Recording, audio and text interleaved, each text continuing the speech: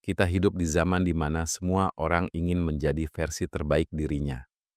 Kita membaca buku pengembangan diri, menonton video motivasi, bahkan menulis daftar tujuan hidup yang panjang.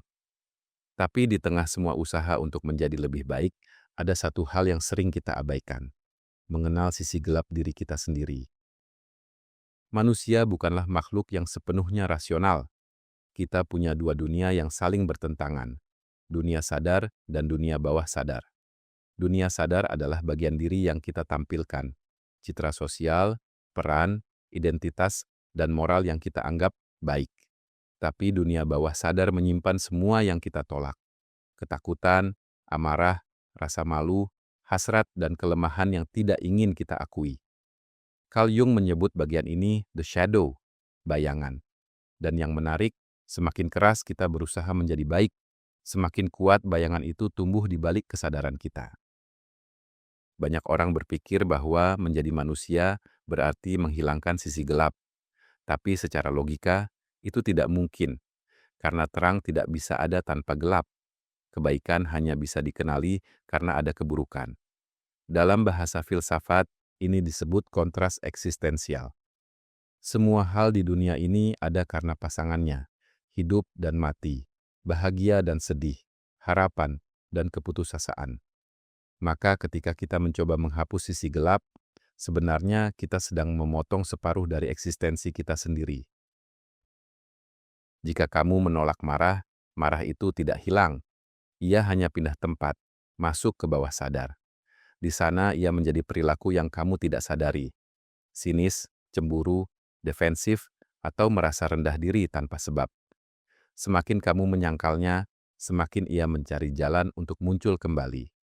Dari sudut pandang logika psikologis, penolakan terhadap emosi negatif justru memperkuat cengkeramannya. Maka satu-satunya cara untuk menguasai bayangan adalah dengan menyadarinya. Kesadaran sejati bukan tentang menghapus kegelapan, tapi tentang mengintegrasikannya ke dalam cahaya. Artinya, kita belajar berkata, "Ya, aku punya sisi marah, tapi aku bisa memahaminya. Ya, aku punya sisi takut, tapi aku tidak lagi diperbudak olehnya." Dengan cara ini, kesadaran menjadi jembatan antara dua dunia, bukan untuk memilih salah satu, tapi untuk membuat keduanya hidup berdampingan dalam harmoni. Kita sering berpikir bahwa penyembuhan adalah proses perasaan, padahal penyembuhan juga memiliki logika, karena penderitaan sering muncul bukan dari luka itu sendiri, tapi dari penolakan terhadap luka itu. Secara logis, ketika kamu menerima sesuatu, resistansi berhenti. Dan saat resistansi berhenti, energi untuk bertahan berubah menjadi energi untuk memahami. Dari sinilah penyembuhan dimulai, bukan karena emosi dihapus, tapi karena ia diterima dalam kesadaran. Dalam pandangan Jung, tujuan akhir manusia bukan kebahagiaan, tapi individuasi, proses menjadi diri sejati yang utuh.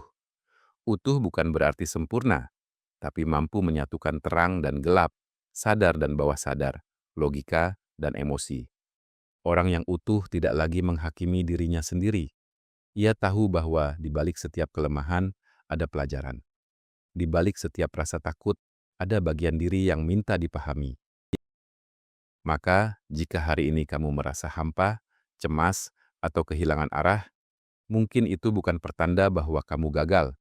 Mungkin itu adalah panggilan dari bayanganmu, sebuah undangan untuk menatap diri sendiri, bukan sebagai musuh, tapi sebagai sahabat yang menunggu untuk diajak bicara. Kesadaran bukan proses cepat. Ia seperti matahari terbit, pelan, tapi pasti mengusir kabut satu persatu.